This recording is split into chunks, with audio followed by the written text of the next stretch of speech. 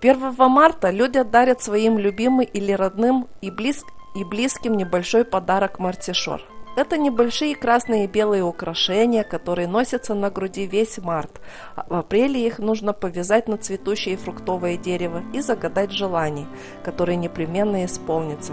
Так люди отмечают приход весны, считая 1 марта своеобразным праздником весны и любви. А легенда говорит о том, что однажды солнце спустилось на землю в виде прекрасной девушки, чтобы немного повеселиться на танцах. Злой змей долго сторожил ее, а потом выкрал и закрыл в своем дворце. Мир загрустил. Птицы перестали петь, источники перестали течь и звенеть, а дети забыли, что такое веселье и смех. Мир погрузился в печаль и уныние, и никто из жителей не посмел бороться со страшным змеем. Но нашелся один смелый юноша, который вызвался пойти и спасти солнце. Многие люди снаряжали его в дорогу и давали ему свою силу, чтобы он мог побороть змея и освободить солнце.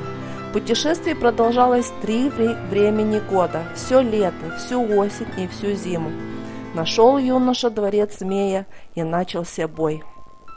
Боролись они целыми днями до тех пор, пока юноша не победил змея. Обессиленный и раненый юноша освободил прекрасное солнце. Оно поднялось на небо, осветив весь мир. Ожила природа. Люди обрадовались, но отважный юноша не успел увидеть весну. Его теплая кровь стекала на снег. Там, где снег таял, вырастили белые цветы. Подснежники, вестники весны. Последняя капля крови упала на белый снег. Умер мужественный юноша. С той поры, в честь освободителя мира от тьмы и грусти, люди сплетают 2 тонких шнурочка с кисточками, один белый и один красный.